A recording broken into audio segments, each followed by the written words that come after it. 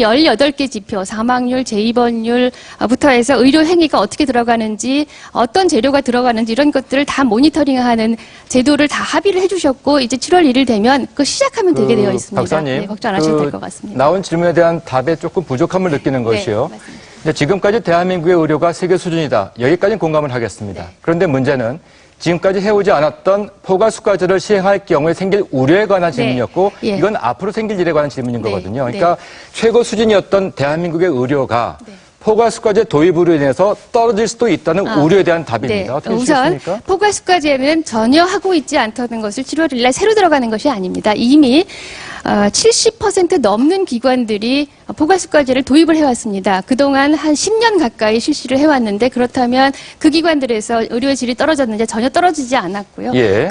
그거에 대해서 더한 그 추가적인 의료의 질 모니터링 시스템을 갖추겠다는 것이기 말씀이고요. 때문에. 예. 어떻게 답해 주셨습니까, 유 회장님? 예.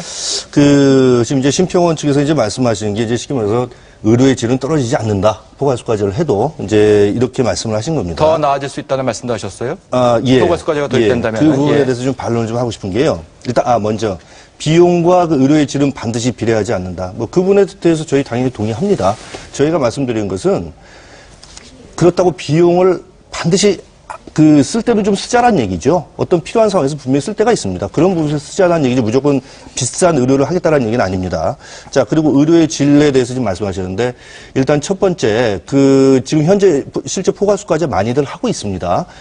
그런데 의료의 질에 어떤 변화가 없다. 일단 그 문제는 뭐냐면요. 그걸 제대로 평가를 하려면은 정확하게 환자의 차트를 리뷰를 정확하게 하고요. 우리가 논문 쓸 때도 또 수많은 케이스를 가지고 후향적 연구라고 보통 표현하는데 그런 지표를 가지고 해야 되는데 아마도 심평원 자료만 가지고 했을 가능성이 많고요. 그게 과연 임상적으로 의미를 갖겠느냐. 그게 첫 번째고. 두 번째는요.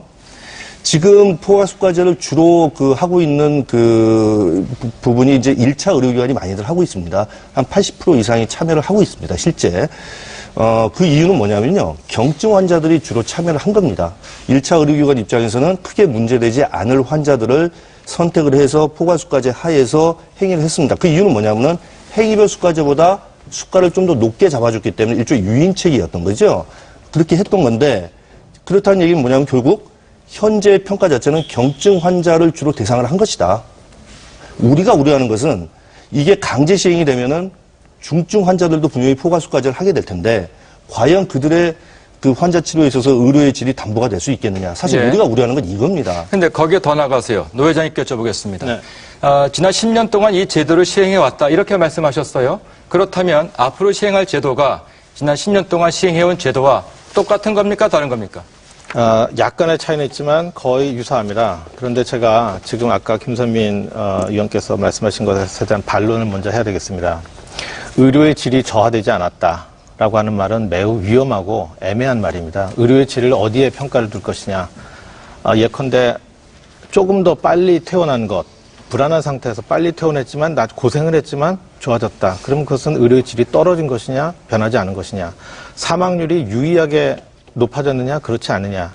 거기에 이제 의료의 질에 어디에 이제 기준을 두느냐에 따라서 크게 다르죠. 안과의사회에서 조사를 했습니다. 97명의 안과의사를 상대로 조사를 했는데 이 포괄수가제를 하면서 재료의 일부를 가격이 저렴한 싼 것으로 바꾼 경험이 있느냐. 97명 전원이 그렇다고 답했습니다. 합병증이 예상되는 환자를 치료하지 않고 그냥 바로 대학병원에 보냈느냐, 그런 경우가 늘어났느냐, 전체 97명 중에 85명이 그렇다고 대답했습니다. 앞으로 이것이 계속 전면 실시되면 환자의 치료를 위한 의료의 질이 떨어질 것 같으냐, 그렇지 않을 것 같으냐, 하락할 것이다. 97% 전원이었습니다. 그리고 이 지금 포괄수가제가 과연 의료의 질을 하락시킬 것이냐, 그렇지 않느냐는 전 세계적으로 정말 많은 논문들이 있죠. 예. 그 중에서 정부는 질적 하락을 가져오지 않았다라고 하는 논문들만 발췌해서 이용을 하고 있고 그 반대되는 질적 하락을 명백하게 가지고 왔다라고 하는 논문 정말 많이 있습니다. 제가 여기도 정말 많이 들고 나왔고요.